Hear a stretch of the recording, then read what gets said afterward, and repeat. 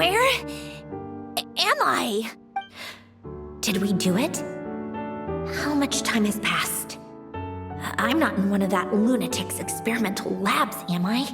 Wait, Fontinian decor. Books from the Research Institute. Phew. One thing at a time. Initiate self-diagnostics. Assess the extent of the damage. Cut power to compromised, non-essential components. Then reconstruct available action modules. Severe damage to the core. Dottore, you bastard. Polonia?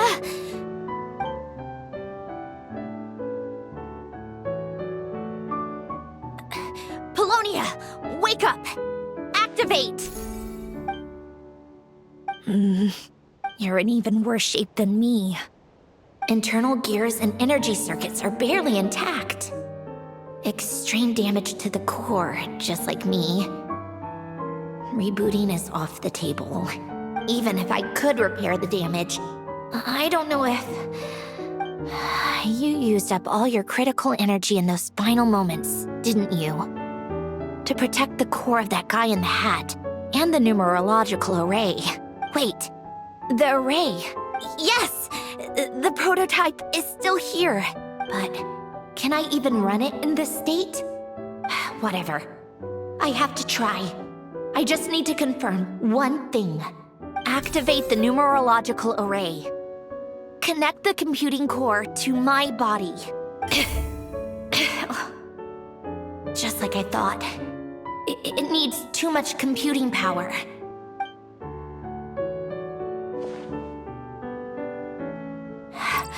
Cut off power supply to all functions except the thinking module. Please. I just need to ask one question. Initiate query regarding the 3 moon sisters. How many living moon goddesses are there in possession of the Trilunar Authority? 1. It worked. You did it, Columbina. You made it back. But how did I survive?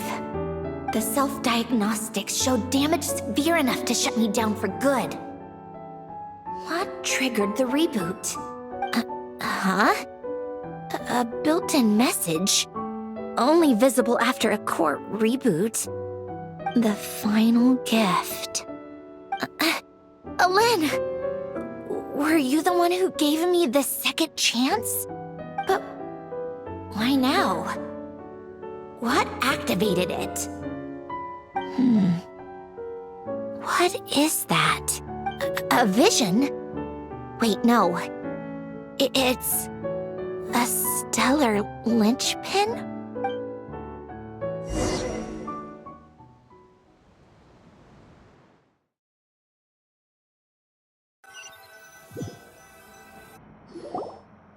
A stellar linchpin?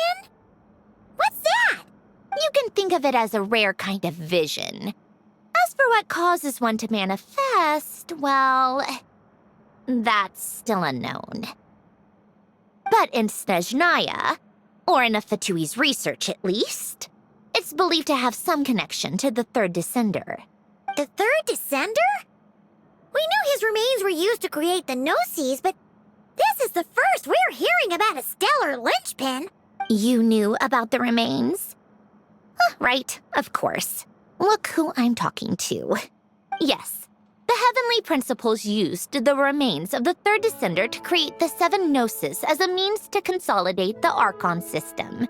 Visions result from that same system, so extrapolating from there, it's clear that the manifestation of a vision is also, to some extent, related to the third descender.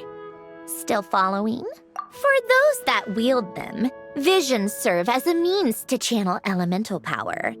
The same is true of stellar linchpins. The difference is that, when wielding elemental energy, stellar linchpin users often exhibit a unique kind of power that seems to come from beyond to that. It's believed that, When a stellar linchpin manifests, impurities from the remains of the third descender get fixed in place. Hence the name. That's also believed to be the source of the strange power I just mentioned. We've heard that visions can appear when someone has a really strong wish or desire. Stellar linchpins sound kind of similar, so does that mean... Huh? Oh, don't look at me like that. I've never had any grand wishes or aspirations. Just a list of things that drive me up the wall. So if you're asking why this thing appeared, I have no clue.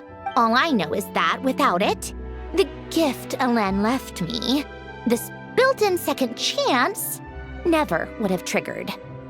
The damage to my core was too severe. But thanks to the stellar linchpin's manifestation, it did trigger. And after my core rebooted, I was able to repair the damage to my body.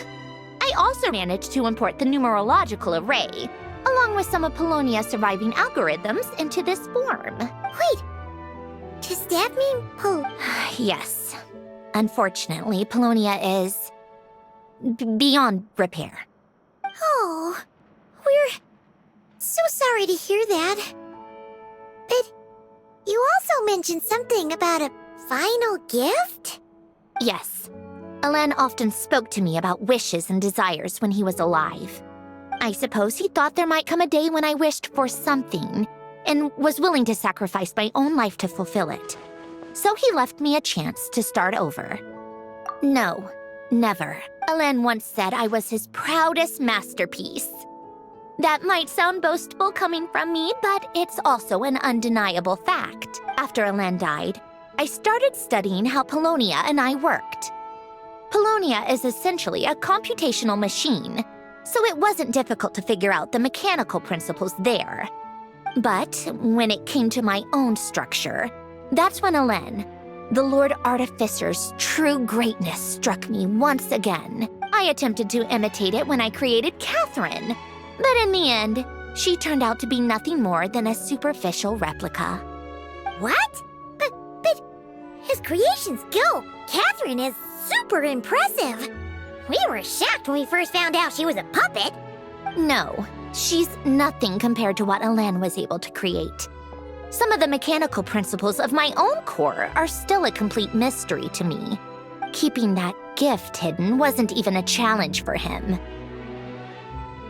Just a shame I had to waste it on fighting Dottore. I just couldn't stand the thought of him coming out on top. If you put it that way, the world owes me a whole lot then, doesn't it? Wait, but all this still doesn't explain what you're doing here. Risley said you rented the ship and even had some kind of fishing permit? That's because I'm trying to go back to the place Elen and I lived when he was alive. My former home, I suppose you could say. The second chance wasn't the only part of the gift.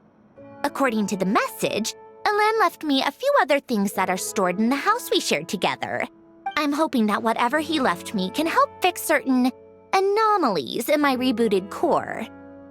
And help me understand why I received a stellar linchpin in the first place. Okay, so go back then.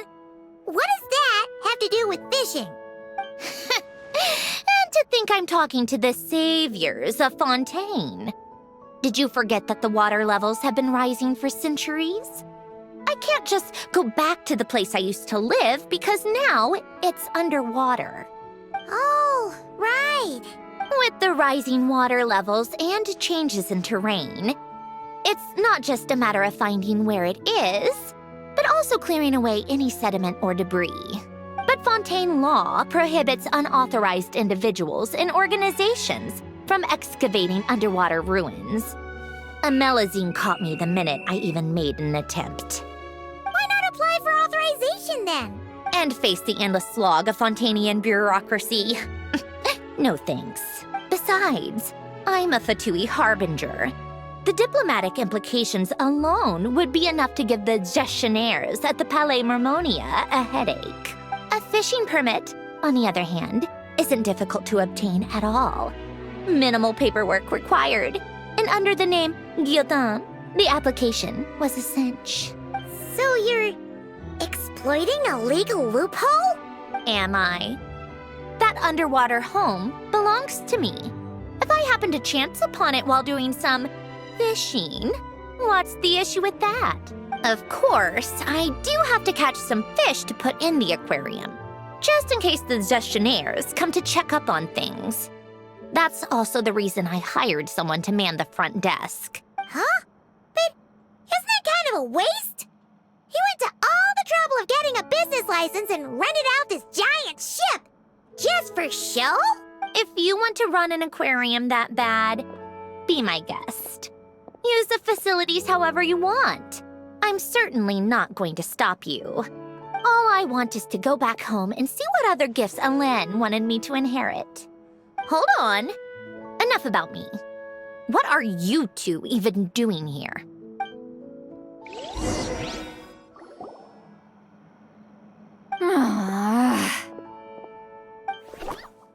Seriously?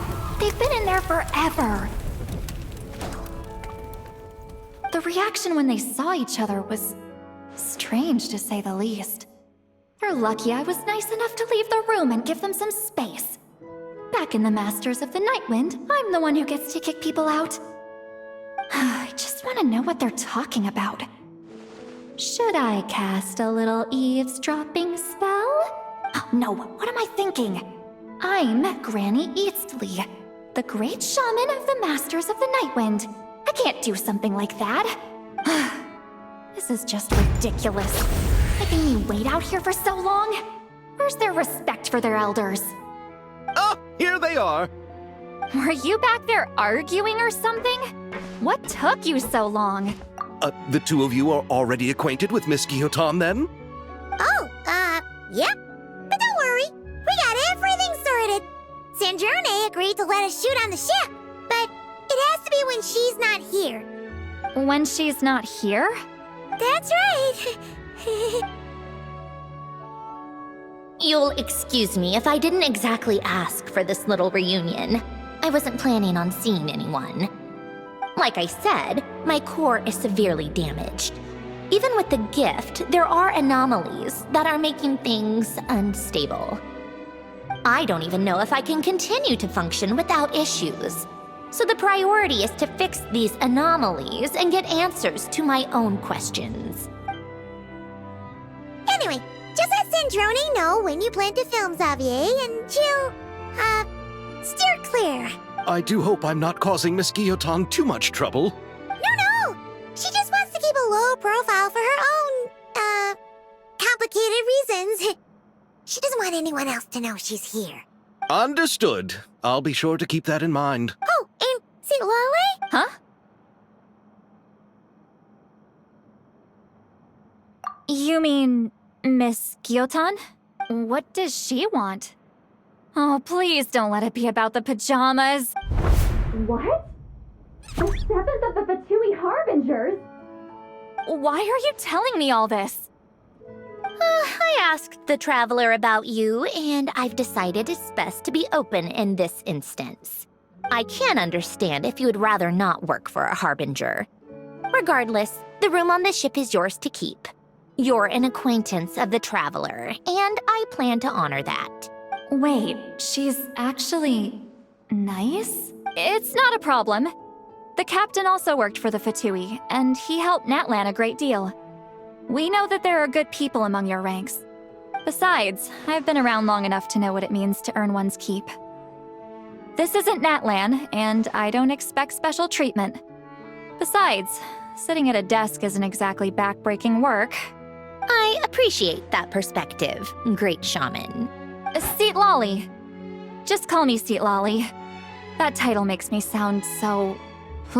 old. Well, Citlali, the Traveler and I are looking for something, so we'll be heading underwater together soon. I'll leave the ship in your care while we're gone. Together? How often? Not too often. We're heading out in a bit, but I'll be available if you need something. You couldn't, go alone? I wanted to, but he was concerned about my physical well-being, so he offered to come with. Guess my mental well-being means nothing then. Huh?